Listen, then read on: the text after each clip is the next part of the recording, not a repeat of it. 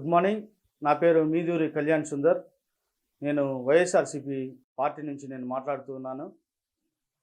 ముఖ్యంగా నిన్న దినమున మరి రూప్ కుమార్ యాదవ్ గారు, శ్రీధర్ రెడ్డి గారు ఇద్దరు విజయసాయి రెడ్డి పైన విరుచుకుపడ్డాం అన్న టైటిళ్ళతో కొన్ని సొంత మీడియా ఛానళ్ళు, యూట్యూబ్ ఛానళ్ళ ద్వారా విజయసాయి రెడ్డి గారిని దువ్వాడారు. మరి వాటికి కౌంటర్‌గా నేను ఈరోజు మాట్లాడాలనుకుంటున్నాను. మరి ముఖ్యంగా విజయసాయి రెడ్డి గారిని సాయన్నా, సాయన్నా అని వ్యంగ్యంగా సంబోధిస్తూ, వైజాగ్ నుంచి నెల్లూరు వచ్చావు, నెల్లూరు గురించి నీకేం తెలుసు అన్నారు. నేను నెల్లూరులో పుట్టాను, నెల్లూరులో పెరిగానని చెప్తున్నారు, నీకేం తెలుసు అని అడుగుతున్నారు. రూప్ కుమార్ యాదవ్ గారు, మీరు ఒక కార్పొరేటర్గా ఉన్నారు. మీరు ఒక చిన్న స్థాయి నుంచి అంత పెద్ద స్థాయిలో ఉన్న విజయసాయి రెడ్డి గారిని ఇలా సంబోధించడం బాగాలేదు. మీ దగ్గర కంటెంట్ ఉందా? కంటెంట్తో మాట్లాడండి. మీ దగ్గర కంటెంట్ లేదు కాబట్టి ఇట్లా వ్యక్తిగతంగా ఏదేదో పనికిరాని మాటలన్నీ మాట్లాడి దూషిస్తూ ఉన్నారు. అది చాలా తప్పు. మీరు మాట్లాడాలనుకుంటే ప్రభుత్వంలో ఉండే పథకాల గురించి మాట్లాడండి. పథకాల్లో ఏమన్నా చెడు జరుగుతుంటే మాట్లాడండి. లేదు, మేము ఈ పథకాలు సృష్టించాము, మేము ఈ పథకాల ద్వారా లబ్ధి మేము మీకు లబ్ధి చేకూరుస్తామని మాట్లాడండి.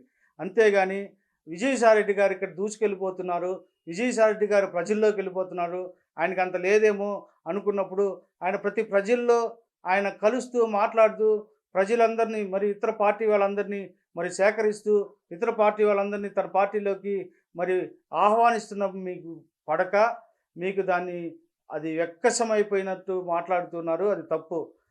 మీరు కూడా మీకు సత్తు ఉంటే, మీకు దమ్ముంటే ప్రజల్లోకి వెళ్ళడం నేర్చుకోండి, ప్రజల్లో మాట్లాడడం నేర్చుకోండి. మీడియా ముందొచ్చి ఇట్లాంటి మాటలు అవాకులు చవాకులు పెడితే ఇక్కడ గమ్ముగా ఉండే వాళ్ళు ఎవరు లేరు.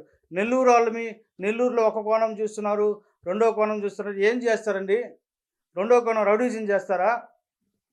ఏం చేస్తారు? మేము కపాడిపాలెంలో పుట్టాం. రౌడీజం అంటే ఎక్కడి నుంచి పుట్టిందో నెల్లూరు ప్రజలందరికీ తెలుసు.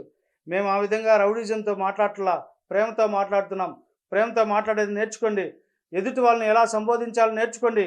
మేము కూడా సంబోధించగలం, మేము కూడా మాట్లాడగలం, మేము కూడా దువ్వాడగలం.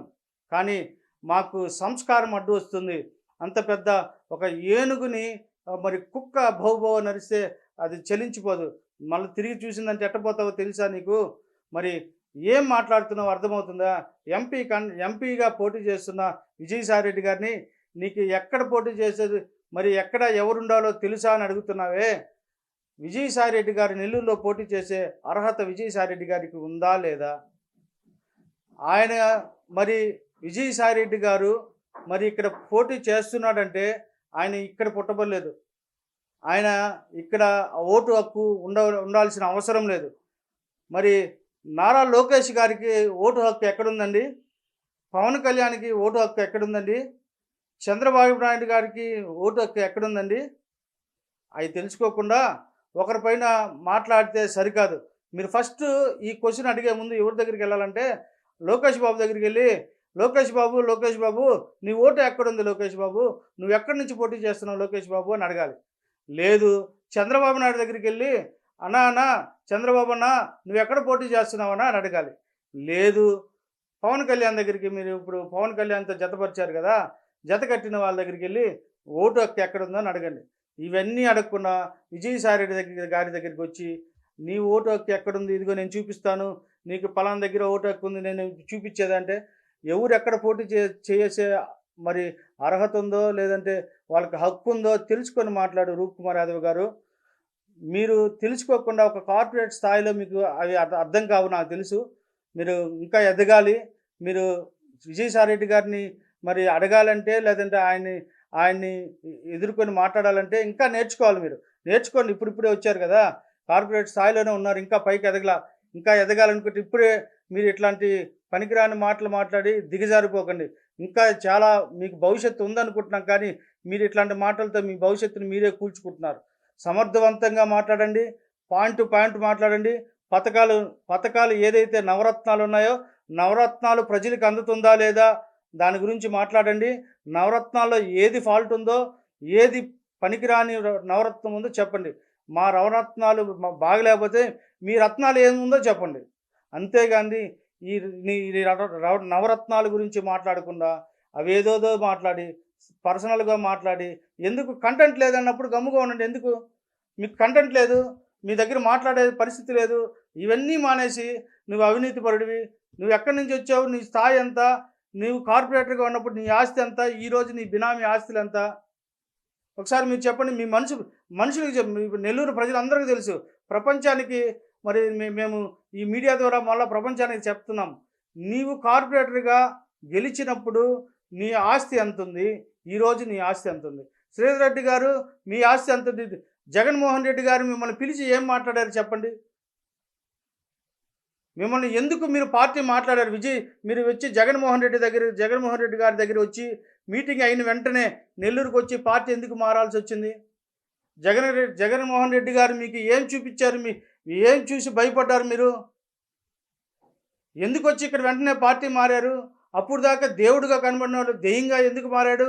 అప్పుడు దాకా పొగిడిన నోటితో దూషించాలని ఎందుకు అనిపించింది? అంతకుముందు మరి చంద్రబాబు నాయుడు గారు దెయ్యంగా కనబడ్డాడు, ఈరోజు నీకు దేవుడిగా కనబడ్డాడు. మరి రకరకాలుగా నువ్వు ఏ చూపు చూస్తే ఆ చూపుగా మారిపోతారా? శ్రీధర్ రెడ్డి గారు, మీరు ఎట్టు చూస్తే మీ కళ్ళద్దాలు ఏ విధంగా ఉంటే ఆ మనిషి ఆ విధంగా మారిపోతారా? అది తప్పు. అదే పరిస్థితి చంద్రబాబు నాయుడు గారికి కూడా ఉంది. మతోన్మాది అని తిట్టాడు.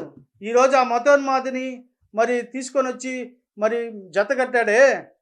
హిందువులు ముస్లింలు మీరు ఓటు వేస్తే రేపొద్దున మీరు నాశనం అయిపోతారని చెప్పిన చంద్రబాబు నాయుడు గారు ఈరోజు మీకు హిందువులు మరి ముస్లిమ్స్ది క్రిస్టియన్ ఓట్లు మీకు వద్దా? వద్దనే కదా ఇప్పుడు మీరు వాళ్ళతో కలిశారు.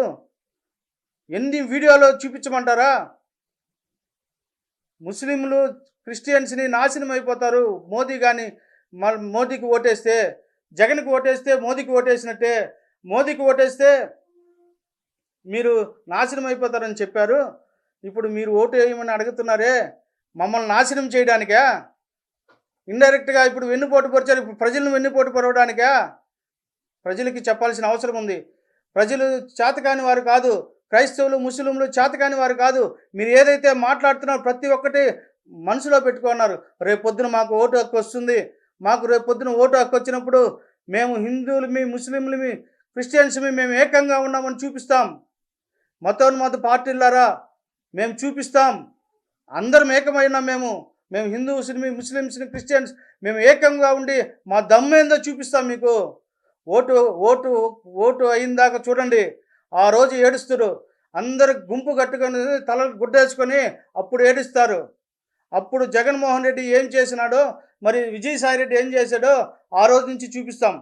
ఆ రోజు నుంచి ఏమేమి ప్రజలకి మేము న్యాయం చేయాలో మొట్టమొదటి రోజు నుంచి ఏదైతే ప్రత్యేక మరి పథకాలు నెల్లూరు సపరేట్గా పెట్టాడో మీరు అన్నారు. నెల్లూరుకి వెళ్తే నెల్లూరుకి సపరేట్ మేనిఫెస్టో అన్నారు. ఉదయగిరికి వెళ్తే ఉదయగిరిలో మేనిఫెస్టో అన్నారు. ఆ మేనిఫెస్టోని చేసి చూపిస్తే మగతనం విజయసాయి రెడ్డి గారికి ఉంది. మీకు చంద్రబాబు నాయుడికి ఆ మగతనం ఉందా?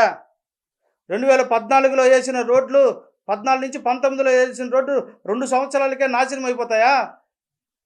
జగన్మోహన్ రెడ్డి గారు రోడ్లు వేయలేదన్నారు. రోడ్లకు వేసిన ఎన్ని కోట్లు మరి లాస్ట్ మూమెంట్లో ఎన్ని కోట్లు మళ్ళీ డబ్బులు మరి మీ ప్రభుత్వంలో వారికి రోడ్లు వేసిన దానికి ఇచ్చారో లిస్ట్ తీయమంటారా? ఎందుకండి ఊరికైనా మాట్లాడతారు? ఎందుకని నోట్లో మాటలున్నాయని మాట్లాడతారు? 2 సంవత్సరాలకే రోడ్లు నాశనం అయిపోతాయా? 2.5 సంవత్సరం కరువులో ఉంది. కరోనా వచ్చి కరువులో ఉంది. ఎక్కడైనా జగన్మోహన్ రెడ్డి గారు తగ్గారా? ఎక్కడైనా పథకాలు ఆపాడా? తన ప్రభుత్వంలో ఉండే వాళ్ళ ఉద్యోగాలకి నచ్చ చెప్పుకొని కొద్దిగా లేటుగా ఇస్తూ కానీ ఆ డబ్బుల్ని పథకాలకు ఇచ్చి పథకాల తర్వాత ఆ డబ్బుల్ని మళ్ళా ఉద్యోగస్తులు వాళ్ళ శాలరీలు ఇచ్చారు. ఎవరికి ఏం అన్యాయం చేయలేదు. ఈరోజు ఎవరికి ఏం న్యాయం చేయాలో ఆ న్యాయం చేస్తూ వచ్చారు జగన్మోహన్ రెడ్డి గారు. కానీ చంద్రబాబు నాయుడు గారు లాస్ట్ మూమెంట్లో ఉన్న డబ్బులన్నీ చేసి జీరో అకౌంట్ ఇచ్చిపోయినాడే.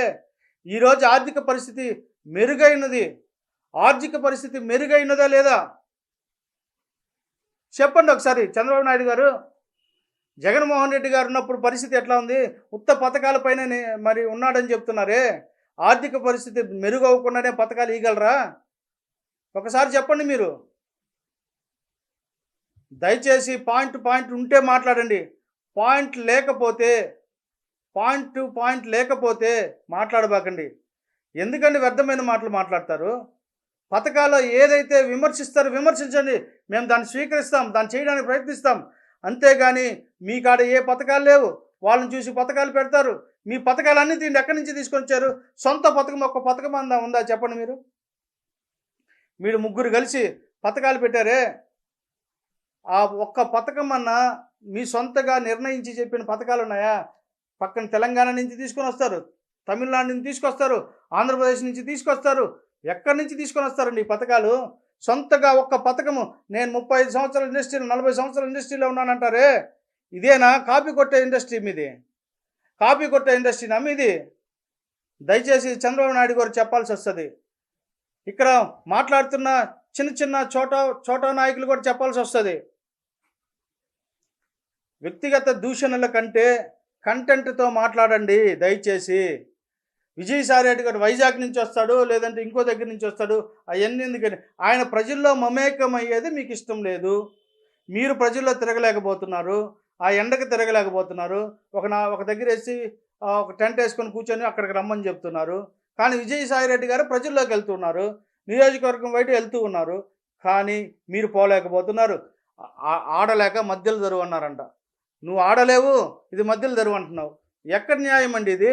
రూప్ కుమార్ యాదవ్ గారు, మీరు కార్పొరేట్ స్థాయిలో ఉండి ఎంపీ గారిని మీరు సాయన్న అని బెదిరిస్తే బెదిరిపోయడానికి సాయన్నేమి నీ కింద పనిచేసే పిల్లకాయలు కాదు, నీ కింద పనిచేసే మరి ఆ చోట నాయకులు కాదు. అక్కడ ఉండేది విజయసాయి రెడ్డి గారు, జగన్మోహన్ రెడ్డికి రైట్ హ్యాండ్. జగన్మోహన్ రెడ్డి తర్వాత విజయసాయి రెడ్డి గారే. ఆయన ఇక్కడ ఎంపీగా ఉన్నారంటే రేపు మేము ఇది గెలిచిన తర్వాత, మేము ఈ స్థానాలు గెలిచిన తర్వాత నెల్లూరు ప్రజలే మీకు బుద్ధి చెప్తారు. మేము చెప్పాల్సిన అవసరం లేదు.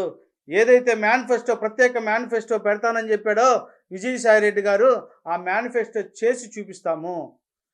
మేము చెప్పింది అదే. మేము ఏదైతే పథకాలు మేము మీ దగ్గరికి వస్తేనే ఓటు వేయండి అని చెప్తున్నాం. మేము అడుక్కోట్లా.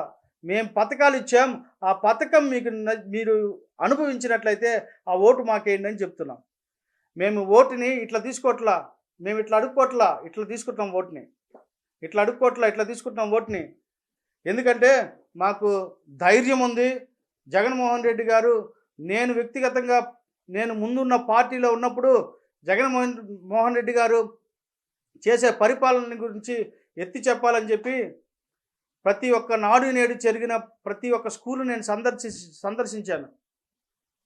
ఇప్పుడు ఉన్న గవర్నమెంట్ హాస్పిటల్కి వెళ్ళి చూడండి, జగన్మోహన్ రెడ్డి ముందు ఏమున్నాయి, తర్వాత ఏమొచ్చాయి. సిటీ స్కాన్ ఎప్పుడైనా చూసారా పెద్ద హాస్పిటల్లో? ఈరోజు సిటీ స్కాన్ ఉంది తెలుసా మీకు? ఎన్నో వస్తువులను తీసుకొని వచ్చి పెట్టి ఉన్నారు అక్కడ. అది తెలుసా మీకు? ముందు కంటే ఇప్పుడు ఎంతో అభివృద్ధి చెందింది తెలుసా మీకు? ఇంకొక 5 సంవత్సరాలతో పరిపూర్ణంగా మారిపోతుంది. కార్పొరేట్ స్కూళ్ళు అయితేనేమి, కార్పొరేట్ హాస్పిటల్ అయితేనేమి తలపైన గుడ్డేసుకోవడం రెడీ. ఆయన చేసేది 2 సంవత్సరాల్లో మహా అభివృద్ధి జరుగుతుందని మేము కూడా చెప్పట్లా. ఆయన పరిపాలించింది 2 సంవత్సరాలే. అద్భుతంగా పరిపాలించాడు ఆ 2 సంవత్సరాల్లో కూడా. ఇంకా రాబోయే కాలంలో కూడా పరిపాలించి చూపిస్తాడు. మీరు ఎవ్వరూ ఇంకా ఇక్కడ ఉండరు. ఎందుకంటే ఆ అభివృద్ధిని చూసి తట్టుకోలేరు. ఆ అభివృద్ధిని చూసి మీరు తట్టుకోలేరు, పారిపోతారు మీరు. దయచేసి మీరు మాట్లాడాలంటే కంటెంట్ ఉంటే మాట్లాడండి, కంటెంట్ లేకపోతే మాట్లాడద్దండి దయచేసి. శ్రీధర్ రెడ్డి గారు, రూప్ కుమార్ యాదవ్ గారు, దయచేసి కంటెంట్తో మాట్లాడండి. మీరు చదువుకున్న వాళ్ళు అనుకుంటున్నాను, మరి చదువుకున్న వాళ్ళు అయితే కాదు. బాగా చదువుకున్నారు, తెలివిమంతుడు శ్రీధర్ రెడ్డి గారు. మీకైతే వాక్చాతుర్యం మరీ ఎక్కువగా ఉంది. అంత మరీ ఎక్కువగా ఉండే వాక్చాతుర్యాన్ని మీరు పథకాల్లో ఏం మైనస్లు ఉందో ఎత్తి చూపించండి, మేము దాన్ని స్వీకరిస్తాం. అంతేగాని వ్యక్తిగతంగా ఎవరు అవినీతి పరులో నెల్లూరు ప్రజలకు తెలుసు. రూప్ కుమార్ గారు ఎవరు అవినీతి పరులో నెల్లూరు ప్రజలకు తెలుసు.